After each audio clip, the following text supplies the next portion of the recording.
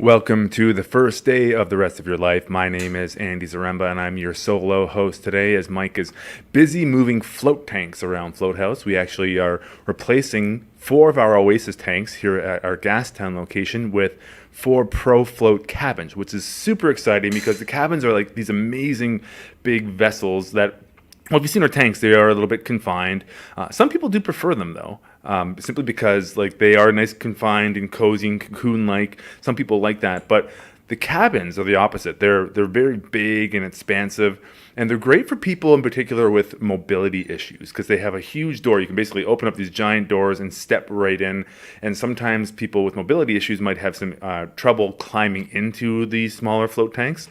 And not to mention, because of like how high they are, people who generally have maybe had some apprehension to try floating because of claustrophobia are way less apprehensive because it is such a it's a much larger environment for people to float in and a much bigger space. So we're really looking forward to getting these Pro Float cabins in, and we're going to be on a reduced schedule for the month of December. However, by January we'll have both sides up and rocking.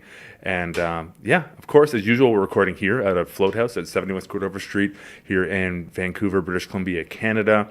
And if you have no idea what floating is, and you're like talking about these cabins and these tanks, well, go check out our video on YouTube called What is Floating? And it's a 6-minute video that is a synopsis of like everything and all the benefits that flotation therapy has to offer, from say meditation to stress relief, rest and recovery, to introspection, to creative insights. These are all the benefits that a flotation tank can offer you. So it's like, really, what do you want to use it for?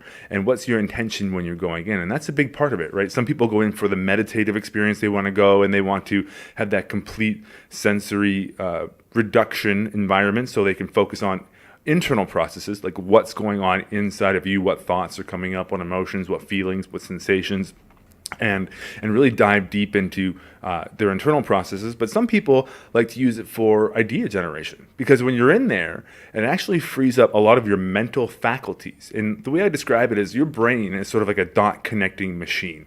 And if you can put all these different pieces of input and information and sources of inspiration into you, sometimes it takes a little bit of time to just get quiet and get still. But once you do that, that's when your brain can start connecting dots and you might form new ideas. So a lot of entrepreneurs use it for that reason. A lot of artists and creative people will use it for, again, the creativity aspects. And then, of course, just the stress management. You know, if you're in a downtown urban area such as Vancouver and maybe you can't get away for a vacation, it is one of the most efficient ways to decompress your body and stress. We reliably generate that relaxation response in your body, which is going to be great because it downregulates your whole central nervous system. It's going to bring your stress hormone levels down, which of course is great for your immune system function and general mental health and well-being overall. So that's flotation therapy. And if you'd like to give it a try, you can use the promo code VancouverReal, and that will get you a 20% discount on a single float. And I'd like to make a quick announcement because by the time this podcast comes out, we're going to be getting closer and closer to the date. I'm really excited by this because we have someone who was introduced to me by Aubrey Marcus. And for those of you guys who don't know who Aubrey Marcus is, check him out on Instagram. But he is the founder and owner of the company On It, which is, again, partially owned by Joe Rogan. And they do lots of supplements, and they're all about human optimization. So they're about health, nutrition, supplementation, and also mindset. There's a lot of mindset stuff in there as well. In fact, I was down in Peru with Aubrey and his crew in, it was in July in 2018. And it was an incredible experience. And we were down there and he kept talking about this gentleman who is a channeler named Paul Selleck. And I started listening to his stuff. And here's the book that they sent me, Paul Selleck people. It's called The Book of Freedom. This is his newest book that he channeled. And it is a channeled text, which is really interesting because this entire book, which is quite thick as you can see, was channeled through dictation alone. So it was just basically him sitting in a room and all of this book came through him. And basically, this is the Book of Freedom. And he has, I think, 5 other books. There's the Book of Truth, the Book of Mastery, and several others as well. But this is the one I'm currently diving into. And, you know, you can say what you want to say about a channeler, right? You can maybe you might not believe that it's possible, or maybe you're open to that experience. But what I would suggest is just listen to the words that are coming out of his mouth or that are on the text, because it's high level truth. And it is sort of like tuning up my consciousness. Every time I read it, I feel like I'm uplifted. I operate and I walk through life a little bit more easily than I normally would. And it's just a reminder. There's a lot of great truths in there, a lot of spiritual truths that we all know, but we all sometimes forget simply because we get busy and get swept up in life, get swept up in our stories, and get caught up in all those things. And I find it as just a great reminder. And we're going to be having Paul on the podcast soon, so keep an eye out for that one. But also, he'll be doing a workshop in February, which I'm going to put out on all of our channels, so you'll definitely find it in a few weeks' time. But he's going to be doing a full weekend workshop here in Vancouver, so get ready for that. Paul Selleck, Book of Freedom, awesome. And definitely check him out on YouTube. I think he's done some interviews, again, with Aubrey Marcus and with JP Sears, the ultra spiritual guy. So look into those. And I think that's all I'm going to talk about today, because well, I'm really excited to introduce our guest. And of course, I'm always looking for great guests on Vancouver Real. And I was scrolling through my Instagram, and this gentleman popped up. And, Brian, welcome to Vancouver Real. You are Bryan Carew. And on your Instagram, it is Brian_Carew. That's your Instagram handle, correct? Oh, Carew_movement. Oh, Carew_movement. Thank you. Yeah. Yes. And you are like a movement specialist, for lack of a better way of saying it. If our guests remember, or our listeners remember, Slava Golubov, or if you know anything about Ido Portal, like, this is what you do. This is the inspiration for what you do. In fact, you mentioned Ido before the podcast as well. Yeah. So thanks for coming on the podcast today. Oh yeah, thanks for having me. Like I was saying before we started this, it's kind of a surreal experience, because I remember moving to Vancouver and seeing your space and thinking that would be really awesome to be part of what you guys are doing in your podcast. So it's really an interesting manifestation. So totally. Thank you. Yeah, well, thanks. I mean, it's awesome to have you here. And not only are you into movement, but you're also into like human optimization, vitality, spiritual exploration, and you're really big about that personal growth and kind of going inside and learning about yourself as well. So maybe to give a bit of backstory for people who are listening today, can you tell us a little bit about where you came from, and maybe a bit of your own personal transformation story to how you got to where you are today? Yeah, I'd love to. So I mean, the transition, a big transition for me was I initially started my physical practice in the gym, weightlifting like most teenagers do. Like a good friend of mine in high school was weightlifting, and I saw him get some results. I naturally became envious. I was like, I got to get myself in the gym. Yeah. But then after so many of us, right? Right. Yeah. Like you want to look good. But then after years of just striving for aesthetics, I felt like I just was in an abyss of just like, what am I even doing? Like, why am I even here? I caught myself a couple of times like, why am I even going to the gym? And it was at that point when I was starting to yoga was being exposed to me more and more by my wife at the time. Nice. And then the practice of yoga kind of exposed me to internal practices. What kind of internal practices? Mainly meditation and pranayama. So breathing practices, right? And just self-reflection. I've always been inquisitive as a young kid. I was always questioning everything, but it was yoga and one particular book that allowed me to see, I guess, myself for the first time, and then everything started to unfold in a really grandiose way. Interesting. What was the book? It was A New Earth by Eckhart Tolle. That's a good one for sure. Yeah. Yeah. He's definitely a very impactful author. He's impacted millions of people, obviously. And I was really first impacted by his book, The Power of Now. And I remember I was actually in this little hut in Koh Phi Phi Island in Thailand, and I was backpacking through Southeast Asia on my own. And I was reading this book, and I might have enjoyed a little bit of cannabis on this balcony. Yeah. And I was reading this book, and I remember I had some epiphanal moments that I simply could not dispute while reading the book, and it definitely changed the way I viewed the world for the better for a very long time. And that was probably back in, I'd say that was 2005, I think, when I first was really exposed to it. Okay. But I mean, The New Earth was the next leap of that whole way of thinking and philosophy. Yeah. So what about it in particular influenced you, and maybe are there any epiphanal moments that really help you transform yourself? For sure. Yeah, it was just his way of explaining spiritual and what is it, like kind of like Eastern philosophies that seem hard to grasp by the Western mind. He just like really puts that in perspective. Right. And the way he describes like there are certain issues I was having with myself, like certain barriers that I didn't really see them as these emotional barriers. I didn't understand what they were. And I had a very strong tendency of labeling like this is good in life and this is bad. Like I was in this urge to figure out what was the right thing to do. Like how can I optimize myself and become right? And some of his words I can remember similar to yourself, like just reading something about the ego, about yourself, or how we create, problems in ourselves, and just had to put the book down and like take a moment to really like allow it to sink in. Mm-hmm. And one sensation I had, and you just know it's really powerful universal information, is when you read it and it's the first time you've read this before, but you also know it's not the first time you've heard it. Right. There's something like inside of you that like deep within me that resonated with the message. So I was like, whoa, like this is truth.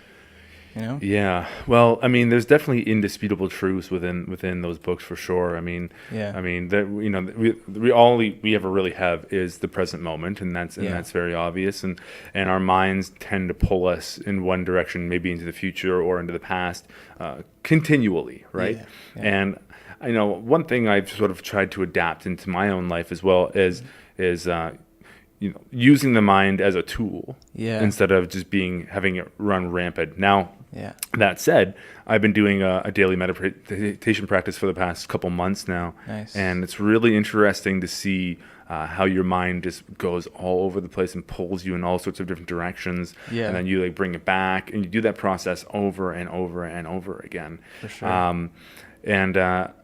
I the way I see it is a way of like sort of training and calibrating and realizing that it's like, no matter what you might be worrying about, the truth is like if you tune into the present moment, like 99.9% of the time, everything is actually completely fine. Yeah. And that's just, the way it is. But again, we like to create story, right? We like to live in stories, and I think part of us really likes the dramas as well. Oh yeah. Right. And I mean, we get pulled into them, and then we pull other people into them. We make up stories, and with your wife or my wife, and we'll pull them into an argument just because we want to entertain ourselves for some reason. For sure. And we cause all this drama, right? Mm-hmm. And that seems to be the human condition. But again, when you can tap in the present moment, tune into your breath, like get out of your head a little bit, and look at it as that observer, as opposed to just being so wrapped up in it. Yes. That's when you can start really, making changes in your life for the better, I think. Yeah, I couldn't agree more, and I love that you mentioned that mind is a tool, and and to use it as a tool, we have to learn how to separate ourselves from it and to actually observe what it's telling us. And then, I mean, for me personally, I've been finding that the goal initially, and I find this in a lot of mindfulness communities, it's like the goal is to be like positively like in bliss or something, like this all the time. Yeah, right. Like nothing touches me. And if you don't, there's something wrong with you. Yeah, right. Right. But why aren't you being spiritual right now? Why are you so angry? Why are you having emotions? Yeah, why is that affecting you? Just like just zen out, bro. Yeah. Right. But it's like there's so much value in just watch it and see like, oh, that disturbed me. Fascinating. Like, why does that disturb me? It's like like the shadow and the light are both just as valuable. And like, that whole, for me, the process of letting go of what's like good and bad, it's just like seeing it as it is. I was like, whoa, it's been really, really transformational. Yeah, that idea of the shadow is quite interesting to me, actually. And there's this really good Carl Jung quote saying that the first step towards enlightenment is to encounter the shadow. Mm-hmm. And I do believe that to be true, because it's so easy to not look at those things that we repress inside of us, and things that are unacceptable to express but are sort of playing in the background.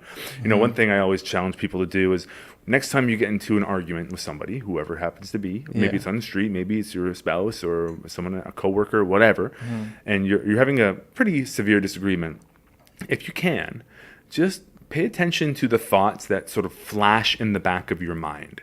And you might be kind of frightened. You'd be like, did I just actually think what I just thought? right? Totally. But it gives you insights, right? It gives you insights to, you know, what some of your darker internal desires might be. And you might say, well, what's the point of even looking at that?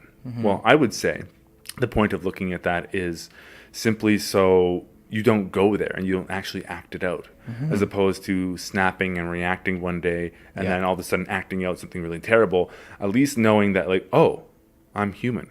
I have these darker thoughts sometimes, and I'm choosing to consciously move away from those. I feel like that is hugely impossible. Like, again, once, if it's in the shadow, we were not aware of it until it's brought into the light, right? And I think that is so it's so missed in a lot of, say, spiritual communities. Definitely, yeah. I couldn't agree more, and it will find its way out. And that's the thing to realize too, is that it's like there's no, like, you don't need to look at it and be like, oh my gosh, I need to fix this. I think just looking at it and being like, oh, that's there. Interesting.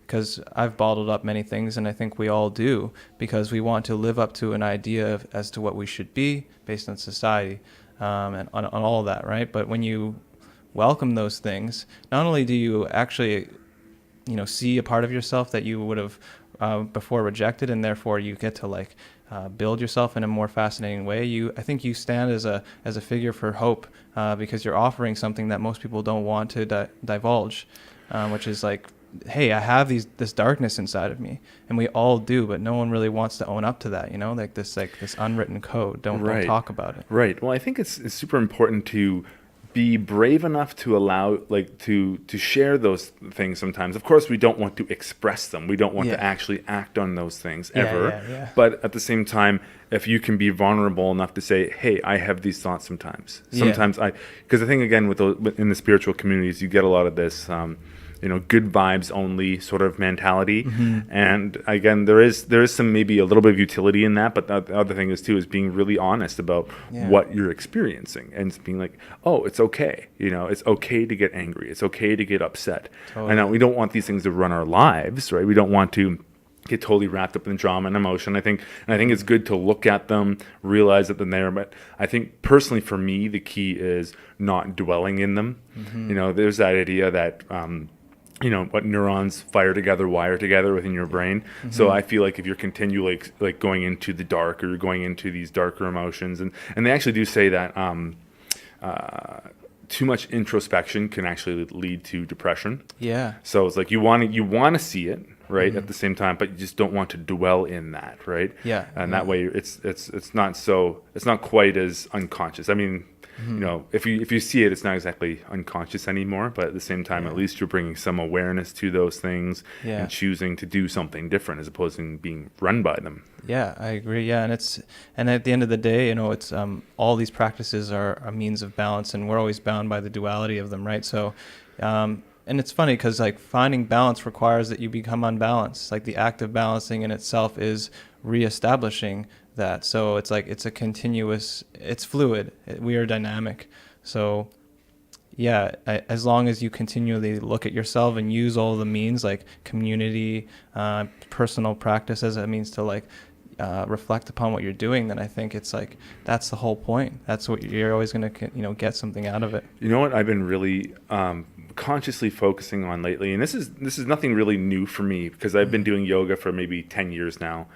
Just as a practitioner only. I don't teach it. I have no desire to teach it. I just want to practice it. But really, when I'm in class, is really just getting into my body. You know what I mean? And getting out of my head as much as I can. The mind is still running. It's going to run, but it's just really getting into my body. And there's something about really being in your body, which is, it's difficult to describe, but I mean, we've all done it. We've all been there at times, for sure. Right.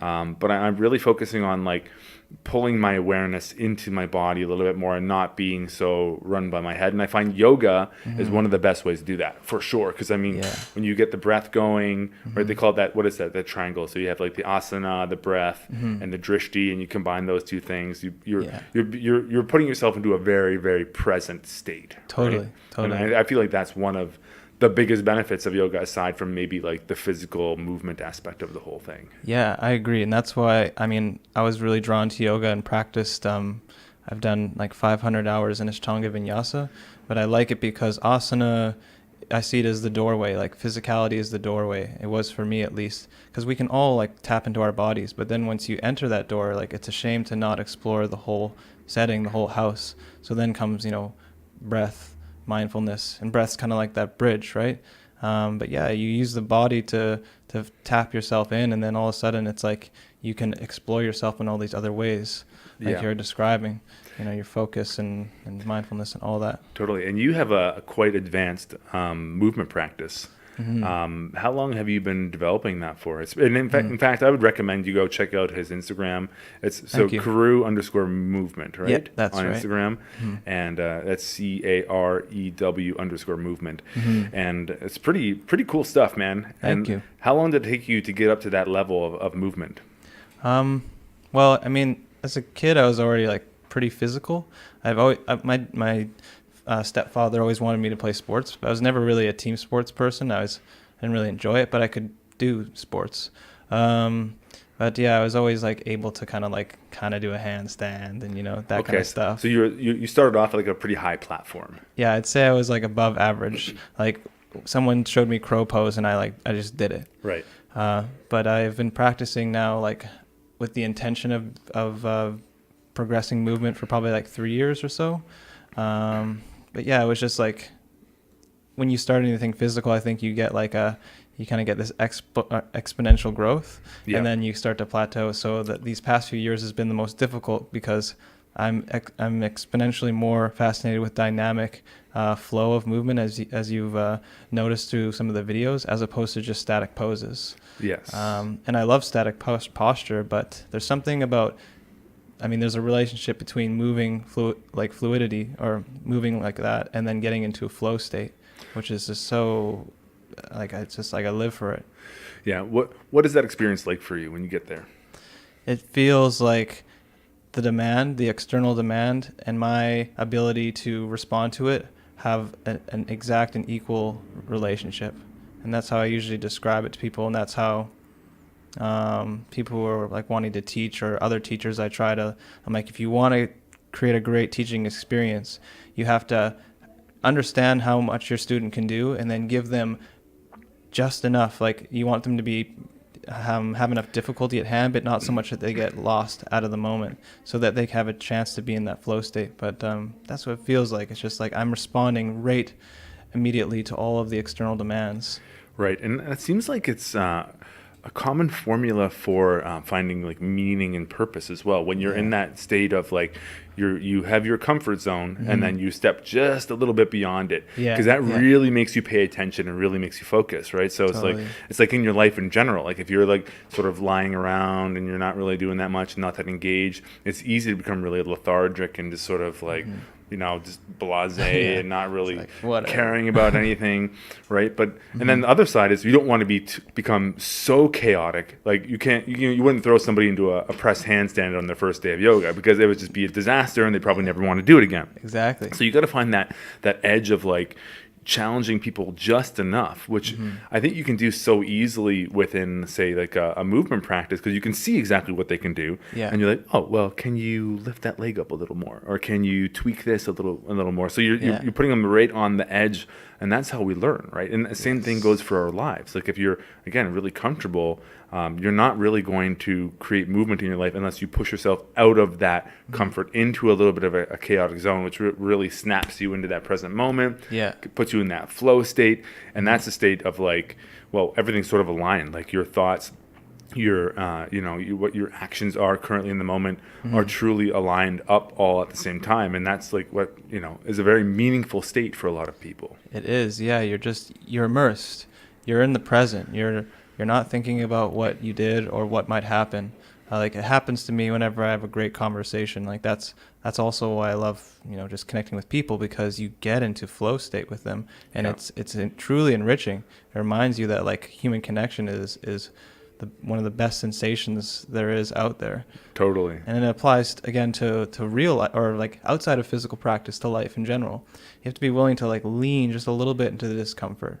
And like you said, you don't want to be like just total chaos where you're just like anxious and you're stunned and you can't do anything. And then not to the point where you're just completely comfortable, but always just pushing a little bit into your discomfort zone so that you grow. Right. Yeah. What are some of the things that are on your radar right now? You had mentioned that you actually experimented with the carnivore diet, which is kind of Yeah. interesting. And I've never gone full carnivore. I've done keto, and Right. I found keto. I got decent results with it, but carnivore is basically where you just eat straight up meat Yeah, just all the animal time, products. animal Yeah. product all the time. And why don't you tell us about that? What was your experience like on the carnivore diet? For sure. It was overall a really great experience. I had a friend who resides in the UK who is an athlete and nutritionist, and he advised it. And I met him in Bali. I met a few people in Bali at like this kind of like movement gathering. And after discussing it with him, I was like, I'll give it a try. Like I see myself as like a human guinea pig, you know? Right. And yeah, I did it for about 30 days. And it was great for me because I've always had a bit of an issue, like a relationship with food, which coincided with like, striving for aesthetics. And I think a lot of men hide this. It's like, body dysmorphia. I would binge eat a lot. And even in the past like year, I suffered from bulimia. And like this diet was one thing that helped me to like feel like I had some roots in relationship to my food. How do you feel like it helps you with bulimia? Well, I realized how heavily I was addicted to sugar.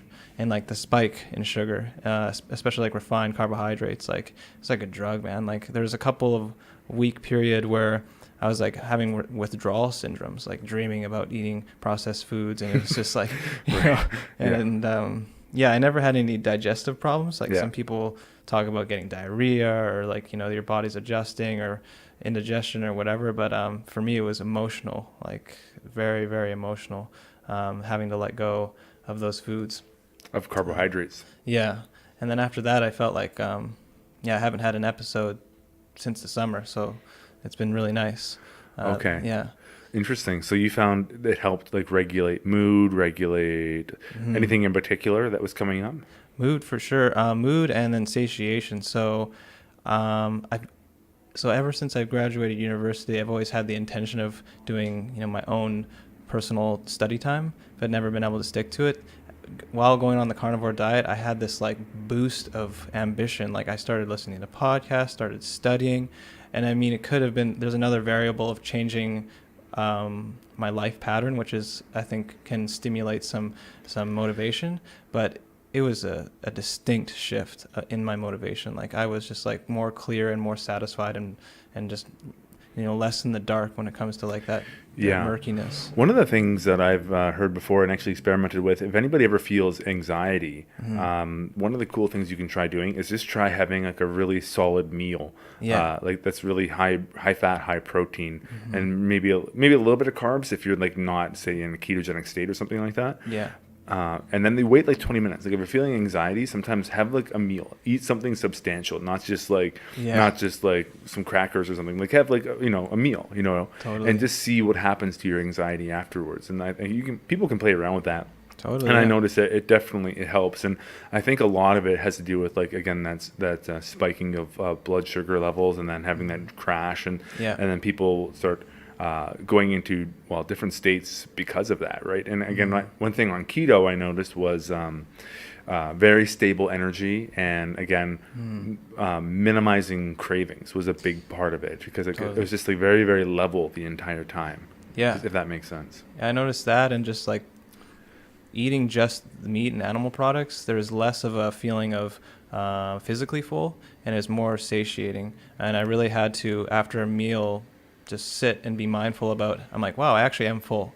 I don't feel like I'm exploding, which was something that I was definitely addicted to. I love the feeling of like just being full, super satisfied. Full. Yeah, totally, man. I wanted to dive into a question with you about your internal process. Because you say that, topics you like to discuss would be like, movement, physical fitness, yoga, and you can definitely go check out those on the Instagram page because you have so many great examples of what you do. But I was wondering about diving into your own personal process. What does that mean to you?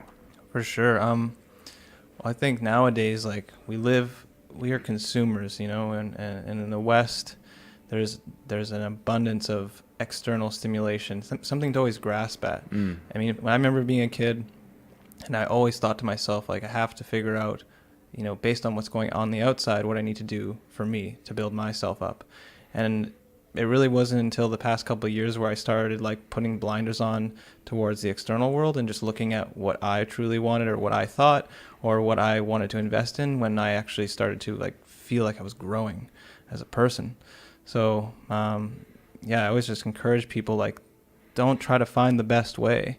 Like, I always looked at other people on the outside and being like, someone else knows it better than I do. Well, perhaps, but that's their experience and that's their journey. So, just like listening to, it sounds very cliche, but your intuition, almost like the sensation before words, before the mind comes in, you always have a feeling.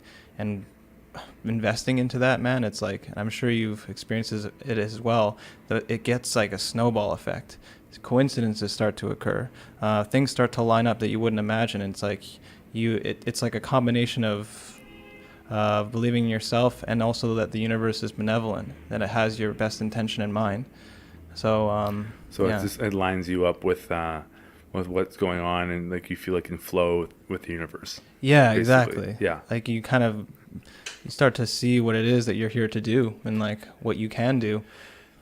I think that's a really interesting point, because I think a lot of people these days are struggling with that, Yeah. A lot of people, I think, feel lost. And, there's this really good Fight Club quote. I wish I could remember it right now. I'm going to look it up because, look it up, man. Because, I love that movie. it's formative for me to some extent. And then you have to sort of like take it for what it's worth. But I like this quote it's a Tyler Durden quote, but it says, "We are the middle children of history, man. No purpose or place. We have no great war, no great depression. Our great war is a spiritual war. Our great depression is our lives. We've all been raised on television to believe that one day we'll be millionaires and movie gods and rock stars, but we won't, and we're slowly learning that fact, and we are very pissed off about it." Yeah. Tyler Durden. I like that quote, though, but it is interesting because a lot of people they do have a trouble with purpose and meaning in their lives. And it is really easy to get in that trap of like, well, what is my purpose? What is my meaning? And not feeling like you have something to live for. Yeah. But the funny thing is, when you do find that purpose, or when you can find purpose within your life, and who knows exactly how that shows up, it has a lot of amazing psychological benefits as well. And in fact, not only that, when you feel like you have purpose, it actually has a lot of health benefits. People who generally have a high sense of purpose are healthier, will live longer, are less depressed. There's all sorts of benefits from it. Do you feel like you know what your purpose is? And if so, how did you find it? I mean, yeah, and I feel like I do know my purpose, and it's interesting because it's always been there. And I believe it can, just like us as humans, it can be fluid, and it'll grow and evolve. So maybe, and this is always true, what you think of yourself and what you haven't intended is never all-encompassing of what you can actually achieve. Like there's like, we know, X amount, and then the universe plays its part as well. So, but yeah, I feel like I really do know what my purpose is and what I'm here to do. And what do you think it is? To be, I guess, a model of vulnerability and offer inspiration to people and connect people, and to be a reminder that like human connection above all is something that's going to not only invigorate us but continue to allow us to grow. I think at the core that's like what I'm seeing, and it seems like pretty general, but it's just like finding what niches that works in. So like yoga, a lot of like, I guess, personal growth and vulnerability sharing and stuff like that. But that's what it always ends up coming back to. Right. Yeah. Okay. Do you find that you struggled finding that purpose for a while? And if so, like how did you find it? I guess I struggled with believing that that's something I could do. It seems like someone's asked you, like, what are you here to do? Oh, I'm here to like inspire people and be a model of strength and vulnerability. It's like I'll give you a bit of a story. When I was younger, I had this dream. I like really wanted to just inspire people, like invoke something in people, and it would bring me to tears because I thought, like, who am I to even want this? There's so many people in the world that are doing greater things than I could, or who will probably be better than me in my capacity. Like, who am I to want this type of title or this purpose? Mm-hmm. But with the help of people to reflect myself and my desires back to me, it just showed me it's like that's what I'm here to do. And I'm not like I wrote about this today. I'm not a function of my capacities. Like, I can't be compared. Like, I'm unique just as everyone else is. So I have to invest into that process if that's what I'm feeling drawn to. Right. Yeah. Okay. So you go into your own internal processes to find purpose in your own life.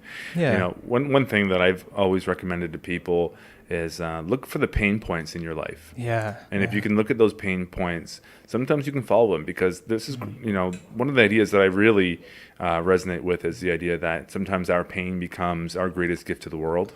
Yeah, totally. So whatever we're working through, we can actually, if we share that openly and share that vulnerability, you never know how that's going to affect somebody else's life as well, right? Oh, I couldn't agree more, man. Like, sharing vulnerability is almost like opening the door, you know, because You're giving people permission. yeah, It's like exactly. it's like I can share something vulnerable about myself, and it's okay to do that. And people say, "Oh, look, he shared this really crazy thing that he experienced, and maybe I could do the same thing, and it could help me process it. I don't have to hide anymore from these things." Yeah, exactly. So I think it's a form of leadership, I would say.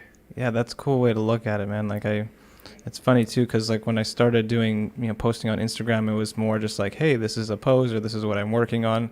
And then as I would share little things, like I saw these bursts of interaction coming from sharing things that I was struggling with. I was like, oh, this is fascinating. So then that became a practice, like sharing struggle and using Instagram caption as like a journal to like, reflect. And then that has just grown into something of its own. Yeah, I do the same thing on my Instagram as well. I don't write on it nearly as much as I would like to. I'm balancing. I have many different balls in the air that I'm juggling at the moment. Oh yeah. But I do like to sometimes, if I can't sleep at night, sometimes I'll wake up at like 4 a.m. I'm like, oh crap, I'm awake. Yeah. I'm just awake. So I'm like, I'll get up. I'm like, all right, well, I'm not gonna fight it. I'll just go and like have some water, and then I'll just sit down on my laptop and start typing and see what comes out. Yeah. And a lot of times I'll come up with like a little Instagram post, and I'll just kind of spontaneously throw it up after I write it. I love that. And I find it really helps.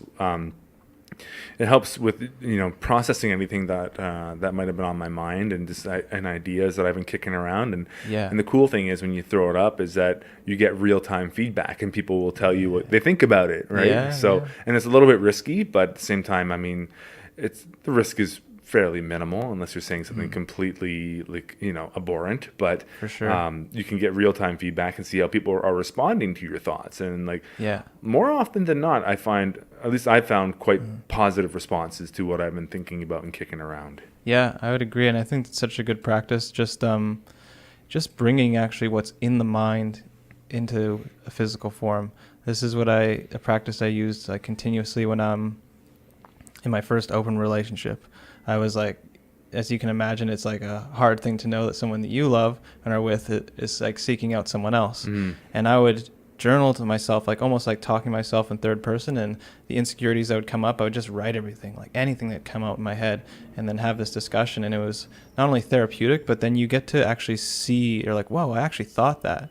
Because I think we can think something in a nanosecond, and then all of a sudden it's down in the depths again, and we forget that that's coming out. And like seeing it physically on a piece of paper or written out, it allows you to see these sides of yourself. You're like, wow, okay, those are real thoughts. That's a part of me. Like, do I want to investigate that further? Do I want to let that go? Do I want to let that story continue to comprise, the structure that I am as a person, right?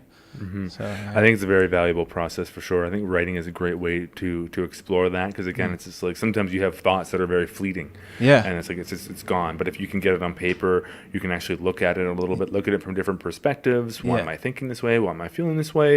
Is it legit? Am I just being paranoid? What's going on with that thought, right? So a great way to sort of dive into your internal processes. One question I had for you too is, who's somebody that you really respect? It could be anybody. It could be a public figure, maybe somebody from your past.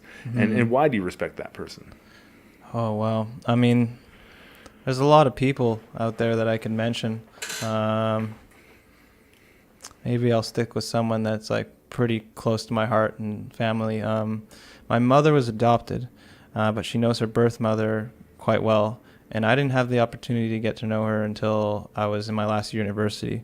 Her name is Patricia, and I'd say she's probably like that person. Like she just embodies this, like she never has to talk about it, she never has to bring it up, but she's so like zen, you know. Wow. Like So she had a lot of hardship, and um she just sort of bears it and continues on and is still happy at the same time. yeah, I mean she lives in a situation where she like her husband, his line of work ends up costing them a lot of money, and you know, she doesn't have like a ton of money herself, but her practices of like gardening and just the way she treats people and the way she sees life is just like she embodies letting go. She embodies just like surrendering and being benevolent and happy about it. And there's a lot of people out there like that. Nothing against them. They're just like preaching like this is how you like do this and this is how you do that. But she's walking the walk. She's living it. And I learned more from watching that woman and the way she treated me and just like the love that she had than I ever really learned from listening to anyone, because it was like so impactful to see someone act that way. That's beautiful, man. I think, Yeah. you know, when I was down in Peru, actually this last trip, Right. you know, I asked Mother Ayahuasca, I'm like, you know, how can I best serve people? You know, Yeah. actually, I didn't even say people. I just said, how can I best serve? I kept it very broad. It's like, see what comes in. I love And the answer I got back was just be a light. You know, just be a light to the world. And to me, it was just like, just live, you know, your truth. And it feels like that's what she's doing as well.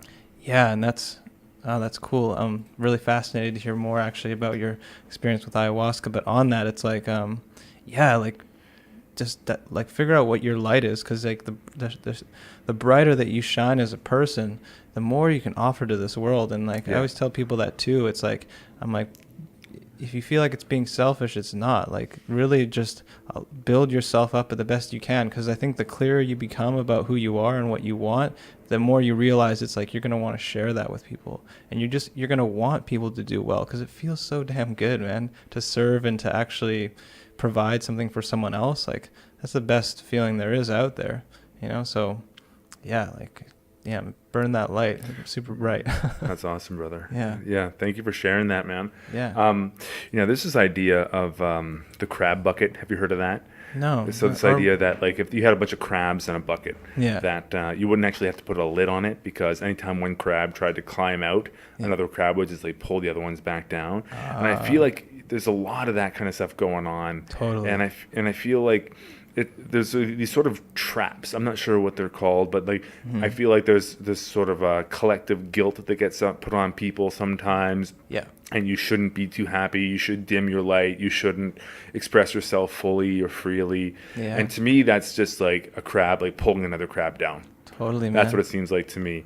And you know, one thing I've always thought is you can tell if somebody's really fulfilled in life by how easily they can compliment other people and how kind they can be to other people. It's like when you know somebody can just compliment freely, like you know that they're not threatened by you in anywhere, and they're just legitimately happy for you. Yeah. And I find when people are really fulfilled in life, it doesn't necessarily have to be like a career or income, or it can be anything, but that when you feel fulfilled in yourself, you don't feel threatened by anybody else's success either, and you can actually legitimately be happy for people. Yeah. Right?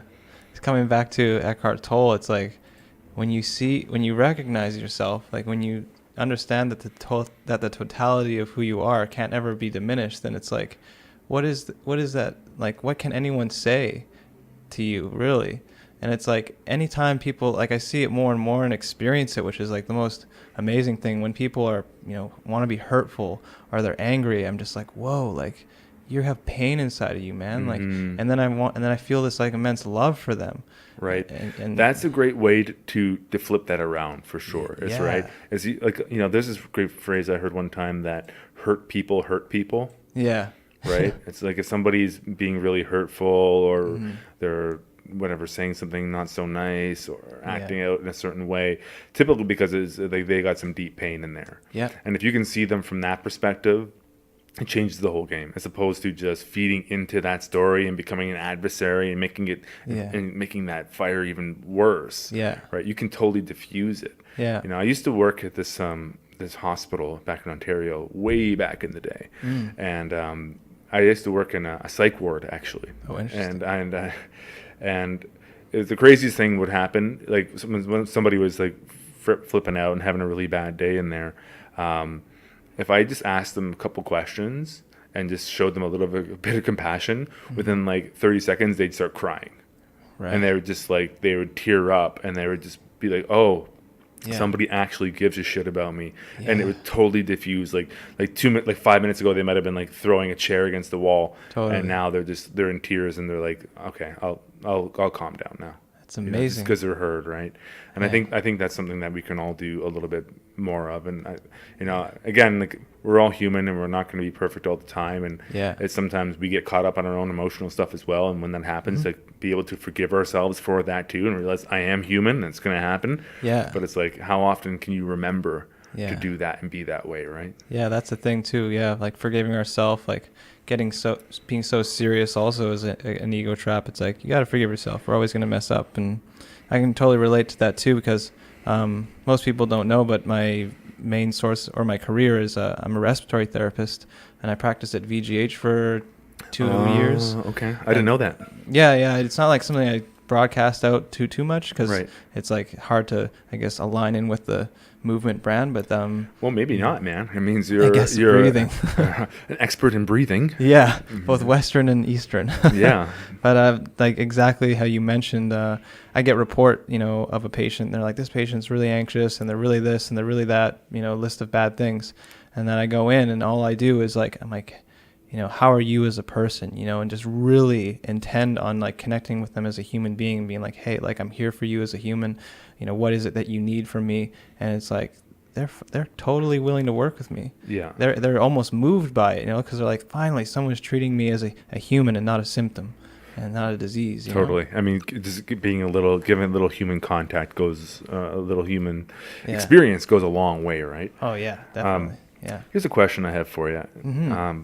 What's one thing that you wish you had more of in your life, and why? Wish I had more of. I mean, I don't know, man. It's a hard thing. Like, part of me, I guess, like, you always want more of, maybe I had more time to travel, or like, more money, or this and stuff like that, because then I could do more things. But I would say in my heart, I really, truly feel satisfied with what I'm doing right now. And as much as like I could ask for more, I don't think I'd appreciate it as much if I weren't to just continue down this path and acquire it however it's going to come.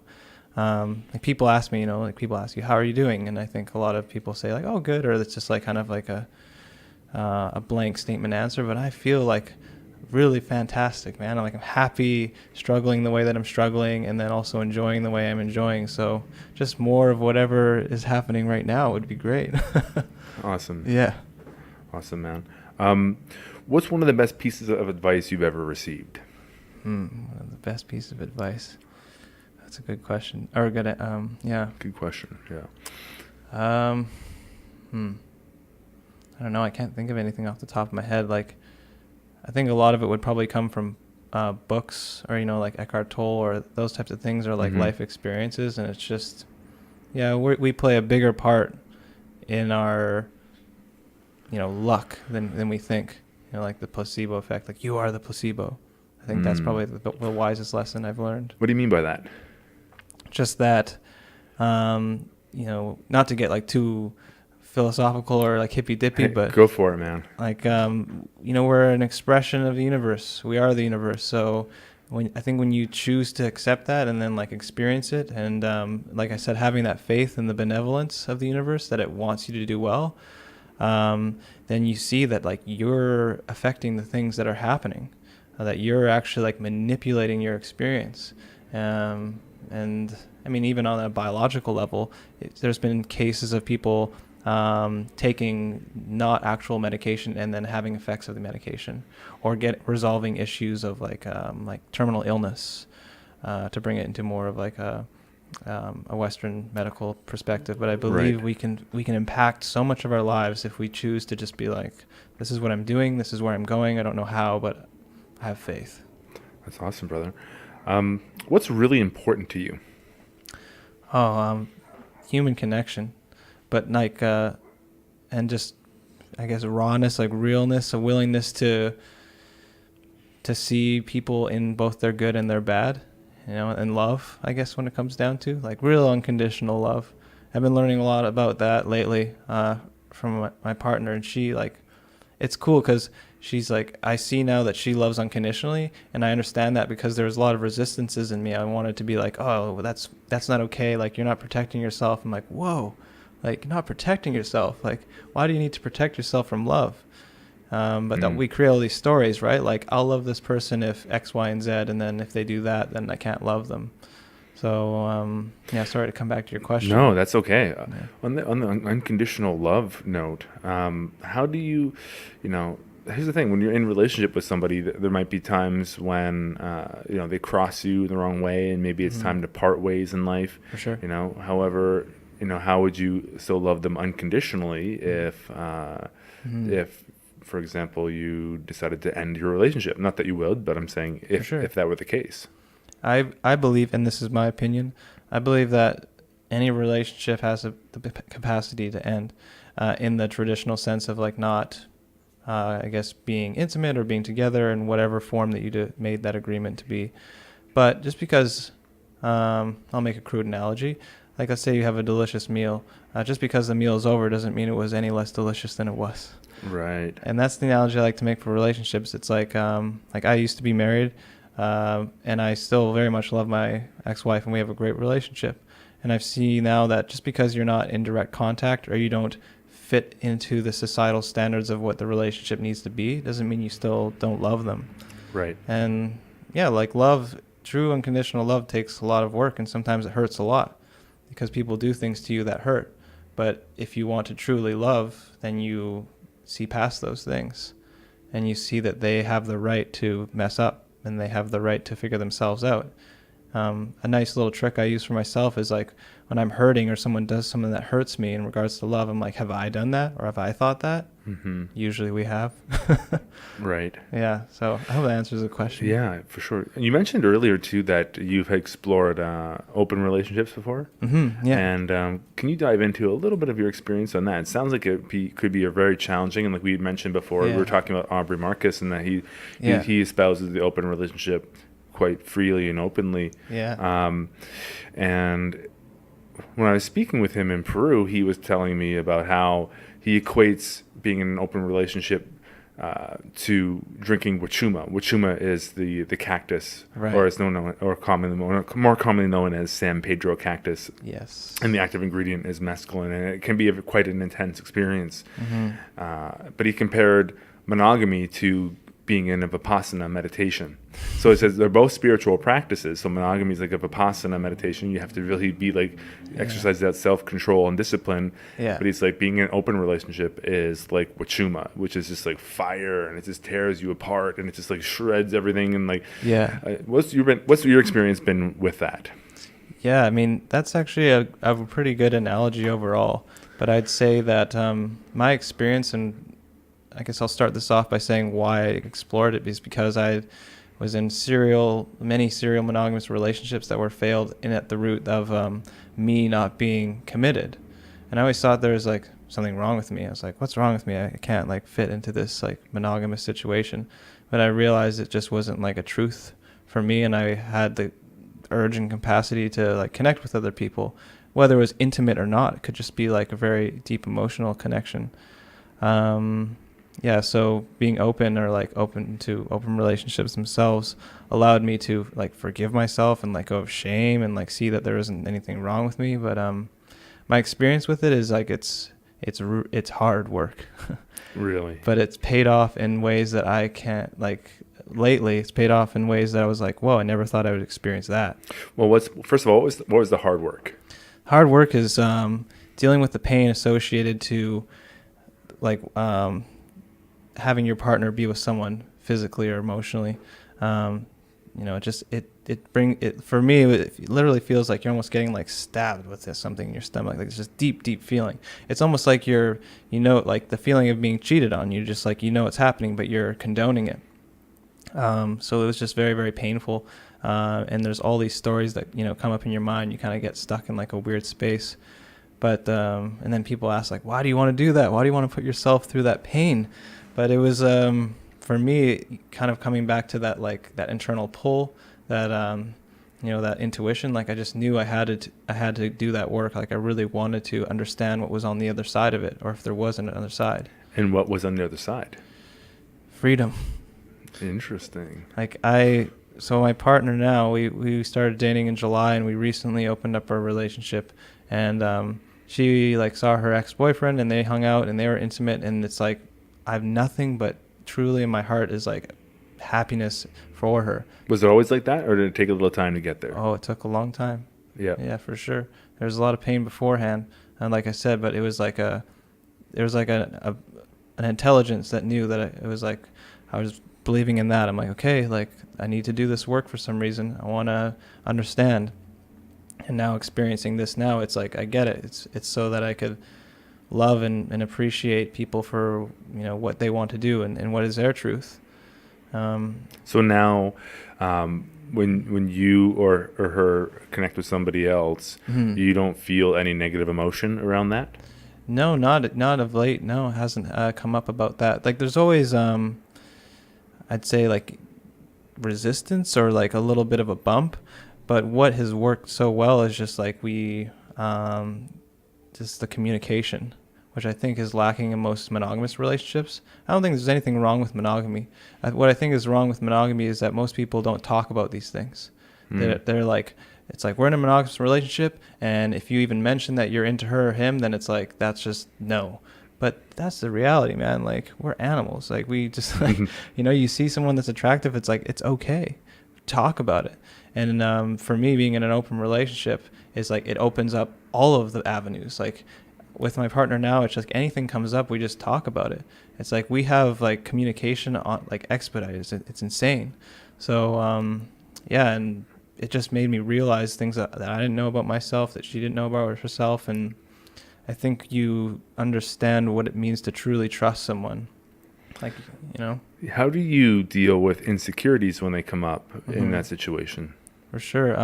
Again, it's just like talking about them, saying like, I think it takes two always in these situations. So on the person who has the insecurity, they have to have the courage to step outwards and be like, hey, this just makes me feel weird. I'm not feeling good about it. And then the other person has to have the compassion, not coddling, compassion. Be like, okay, I understand where you're coming from.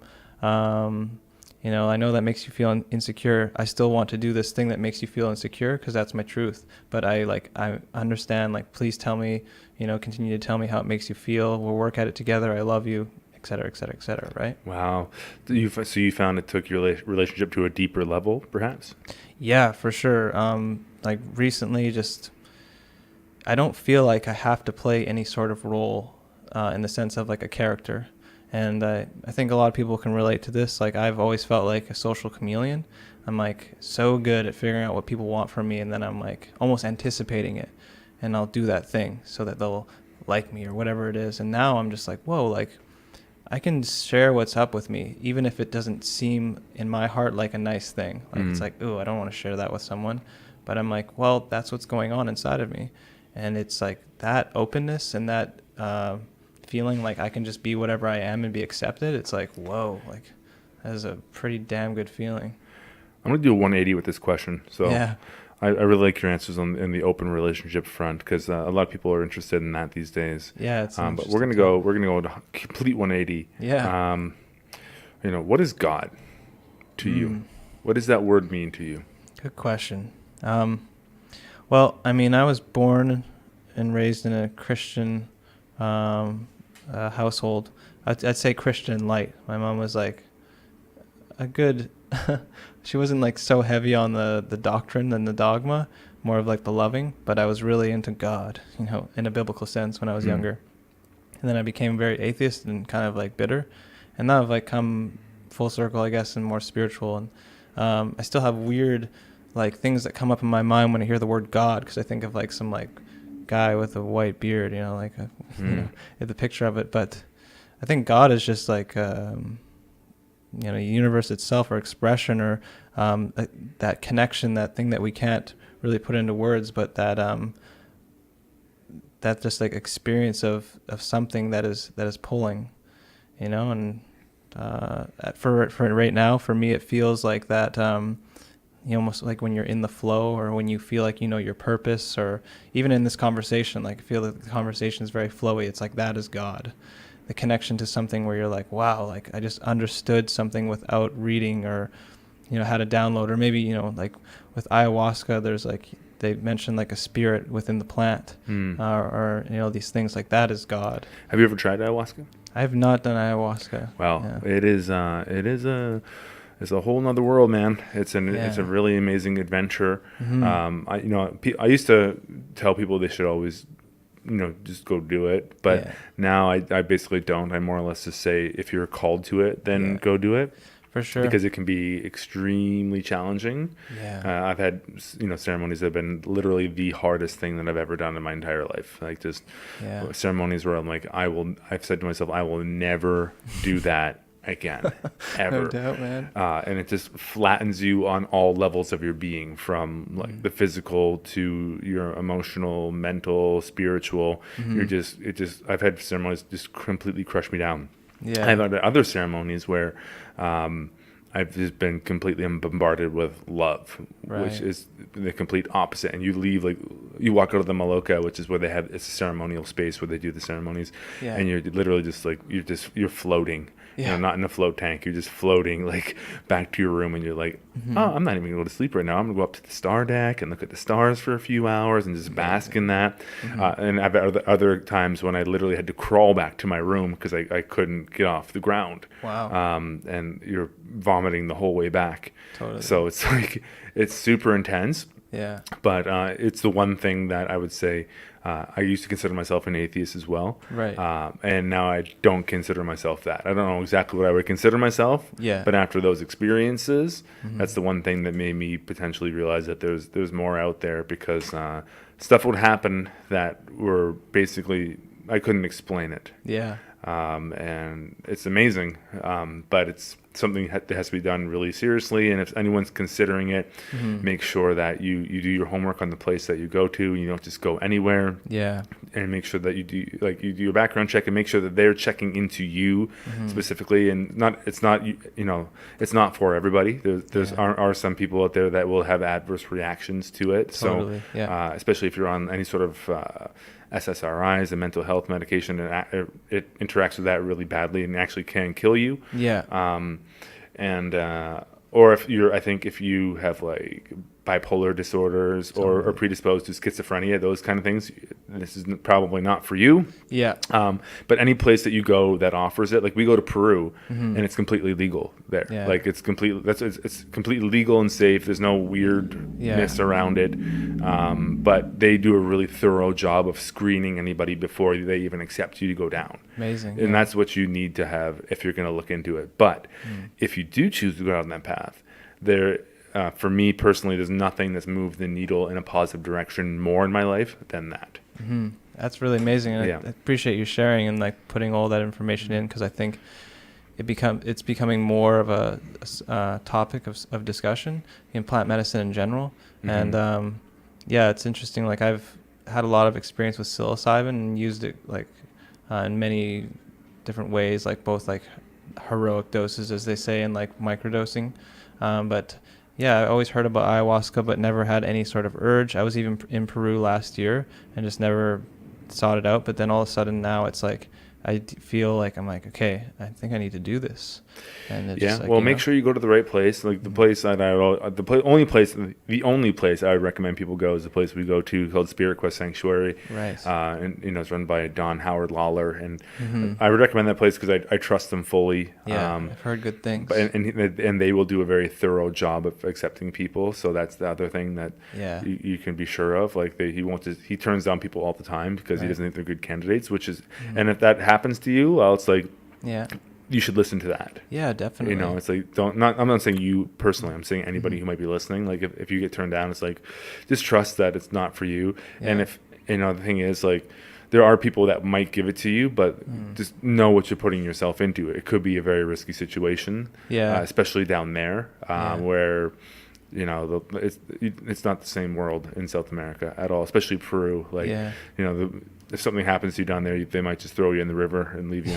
Yeah, exactly. That's why it's like you have to go to a reputable place and make sure you do your homework. That's what I say to people, and I do warn them, because like there was a guy from Vancouver Island actually last year. Okay. Who was down there. And this wasn't necessarily related to the medicine, but he ended up, who knows exactly what happened, but you can read it online. He's a Canadian guy from Vancouver Island. Right. And he ended up murdering this Shipibo elder tribeswoman. Jeez. And then I guess other members of her tribe found out about it, and they found him, and then they publicly lynched him, and they dragged him around the town, and videotaped it and put it on Facebook.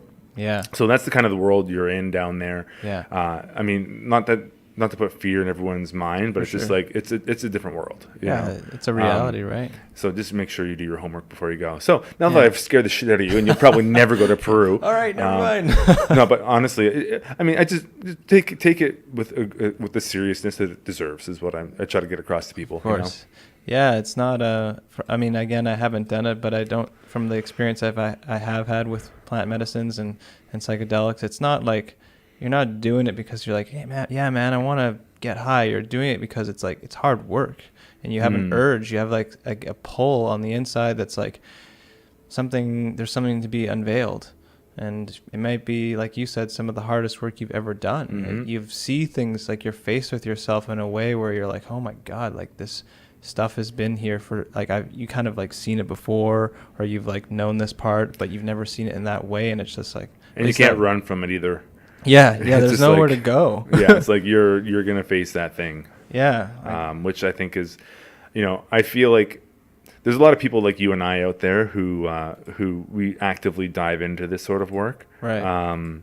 You can do the same thing, not necessarily the same thing, but you can have similar experiences like in a float tank. You could have similar experiences in meditation. Yeah. When you're doing these different practices, it's like there's different ways to get at it, and there are people that definitely are like seekers, for lack of a better way of calling us that, who are we want to dive into that. We want to become the best versions of ourselves. Yeah.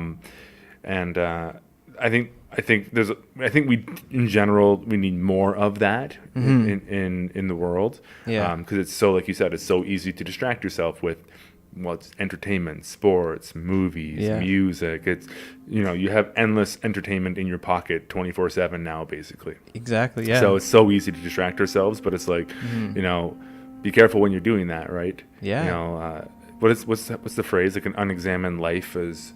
Oh my gosh, I can't remember it right now. So it's going to sound really bad, but basically it's like, a life worth living is one that you really examine, and you try to, become the best version of yourself, essentially. Yeah. And that's one thing I focus on with like my own coaching and consulting practice, is getting people out of their stuck places within their life. Amazing. And really help them get moving in a direction that's really positive for them. Yeah. And sometimes it's like you need that third party perspective, right? Totally. Because like we can't see our shadows necessarily. That's why they're shadows. Other people can see them Totally. in our behavior. Yeah. And if you have somebody in your life that can give you that real, honest feedback, like a lot of times you're not going to get it from your friends. A lot of times you're not going. You might get it from your family, depending on your family. But Totally. but it might be skewed in a different way. But if you can get somebody to kind of give you that outsider perspective on like how you're showing up or things that you could be doing better, that kind of stuff is invaluable, I find. You're so right, man. And it's like, that's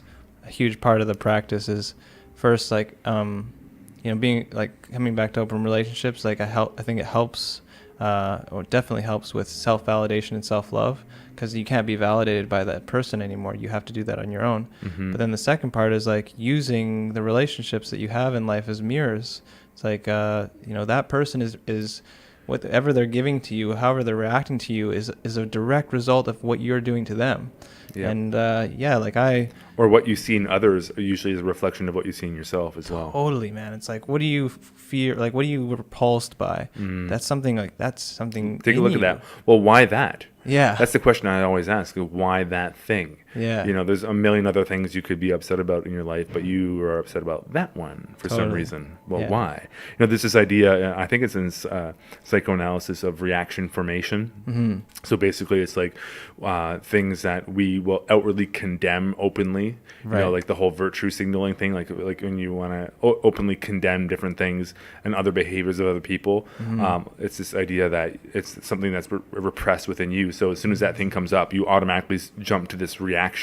So it's called, again, reaction formation. This idea of like countering something before it even gets put on you, but it's something that is inside of you. For sure. It happens a lot with homophobia, actually. Yeah. Yeah. That's one way. People who are like, you know, who are homophobic, a lot of times they're actually closeted, and they actually might be harboring some of those feelings themselves as well. Mm-hmm.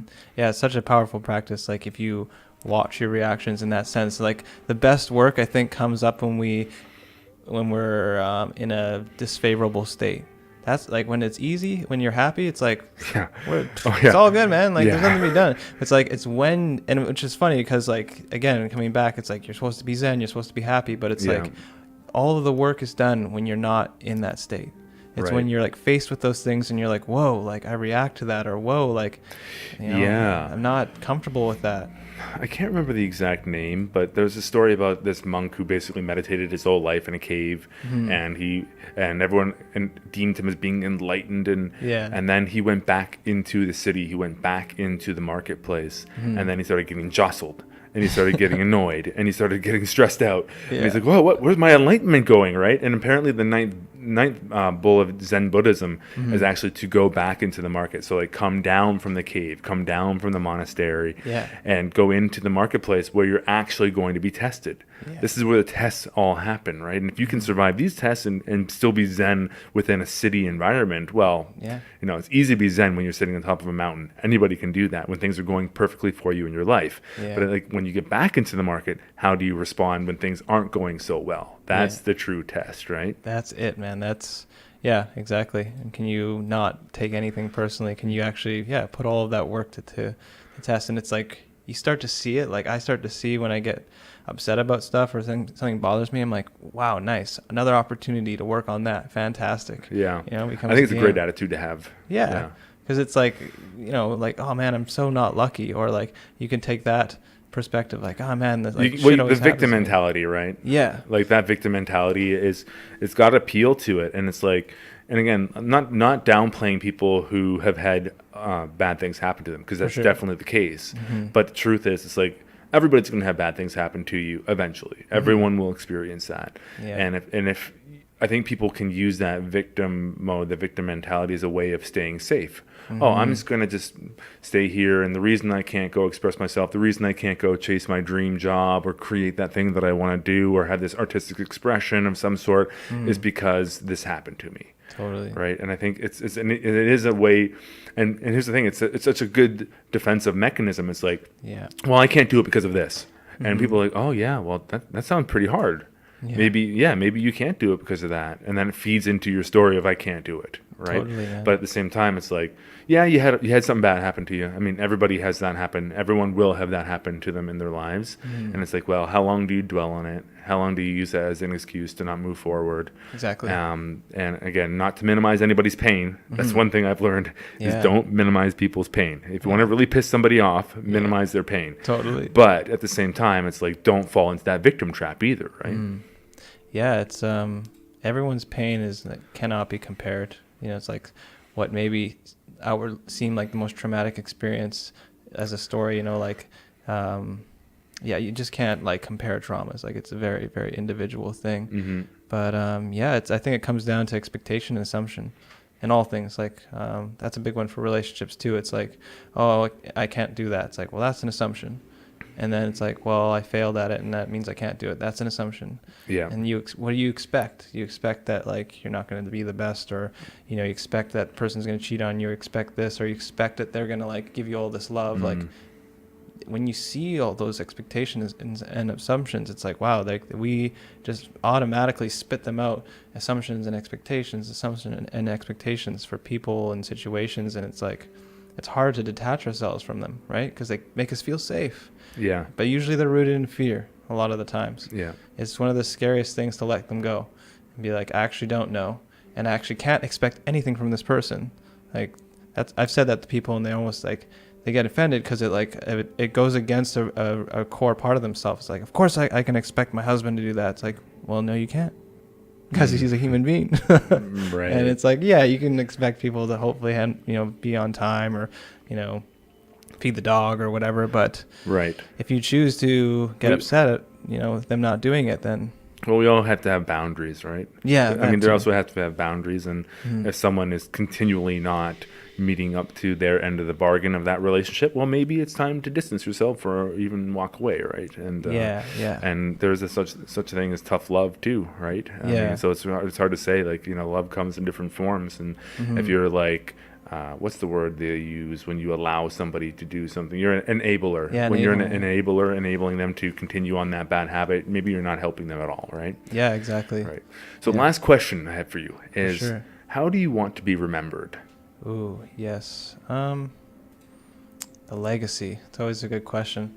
I would like, people to remember me as, he just laid it all out, and like he was honest and transparent, and believed that anyone could do exactly what they want to do. Like, that's a big part of my Instagram as well. Like, I want to be a model for people to be like, okay, wow, he's just going for his dreams. Like, he's just going for it, and he doesn't care like if he fails a bunch, because people who have watched me grow, they've seen me get into yoga and become an influencer, make some money from Instagram. Like, I'm step by step it's happening. I'm like, this is what I'm going to do. I'm going to start to travel. This is what I'm going to do. I'm going to start making money from this platform. So I would like people to remember, like, he practiced what he preached. He believed that people could aspire to whatever they want to aspire to. Yeah. That's amazing, brother. Thank you. Is there anything else you'd like to get out there today? I guess just, dive into yourself. Don't be afraid to, if it seems like crazy and you either like, oh, this is the thing I want to do, it's probably a good idea to explore that. Don't let anyone else like measure up yourself. You only you have the capacity to do that. Right. Yeah. Awesome, brother. Well, if people want to connect with you, I'm assuming Instagram is the platform to do that. And that's Carew_movement. So it's CAREW_movement on Instagram. Yeah, that's right. I'm Andy Zaremba on Instagram. Pretty easy to find. Yeah. But again, thanks for tuning in today, everybody. Thank you for joining us on the podcast, man. I'd love to have you back on again. We can do it again and get an update in a few months, 6 months, a year, have you back on. Yeah. Thank you for the opportunity again. I really appreciate it. This has been awesome. It's been a great conversation for sure, brother. Yeah. If you know anybody who might be a good guest on the podcast, please reach out. The best way to recommend somebody for the podcast is to send them the form on my website. It's andysremba.com. I have a form. You can shoot them that link, and it sends a link to the pre-interview form. It's a great way for us to take a look at candidates for the podcast. So that's on my website, andysremba.com. Of course, we are recording out of Float House, and if you'd like to support the podcast and you want to support what we're doing, come for a float, because the Float House literally is the sponsor for Vancouver Real and pays for it all. So if you'd like to give floating a try, you can use the promo code Vancouver Real, and that will get you a 20% discount on a single float. And again, if you don't know what floating is, check out the video What is Floating on YouTube, and that'll give you a good synopsis of what it's all about. And I think that's all I got for now. If you want to connect to us through the website, vancouverreal.tv. And until next time, to whatever is.